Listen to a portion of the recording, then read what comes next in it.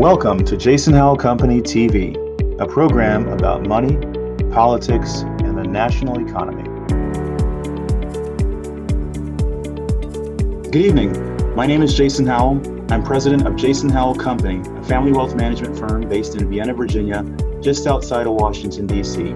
Today is March 18, 2020, and it's just after 6 p.m., and I've got some good news. Just recently, the Senate passed what's being called the Families First Coronavirus Response Act. It's an act designed to help the most vulnerable in this current economic climate that we're facing. Over the past few weeks, we've been reaching out to our clients and trying to help them understand not just the economics, but the policy and the politics around how the government is dealing with what we're facing now, this coronavirus uncertainty, certainly this economic uncertainty. Phase one of this was back on March 6th, Friday, where the president signed a bill that essentially funded Health and Human Services and the Centers for Disease Control, $8.3 billion. We didn't hear a lot about that. It was just sort of an okay thing to happen, and it was passed and it was over.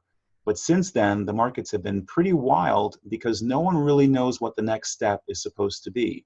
Last week, we heard from Nancy Pelosi, and she had passed a bill, which was this bill, in the House. And the expectation was that it was going to pass very, very quickly afterwards, but it didn't. It got hung up in the Senate, and it wasn't until tonight that it actually passed. So what is it? It's a $105 billion bill that's set to put some support around unemployment insurance, which is really important now since many, many people are becoming unemployed, and also provide some family, sick, and medical leave to the people who don't typically have leave, the hourly workers who don't always have that opportunity to work from home. This gives them, at least for companies with less than 500 employees, an opportunity to have some kind of safety net. I think that's what was holding up the legislation. There was some talk from some folks who wanted different versions of that, but thankfully cooler heads prevailed, and tonight it passed. So that's some good news. Now the next step of this is going to be what's being called phase three. So phase one was March 6th.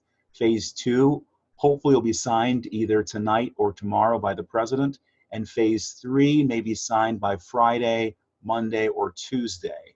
And what that is what you've been hearing about, the $1.234 trillion piece of legislation that's set to potentially bail out some large organizations like the airline industry or the hotel industry, but also put some real dollars in the hands of Americans.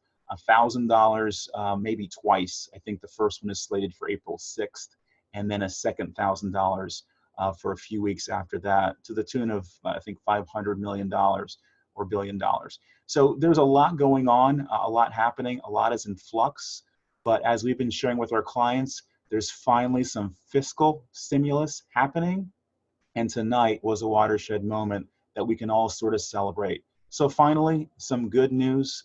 I guess we won't be really popping champagne about this as we're sort of sheltering in place, but we can at least know that the government is working, and hopefully the markets, the stock markets, the bond markets will start to feel like there's some certainty at least ahead.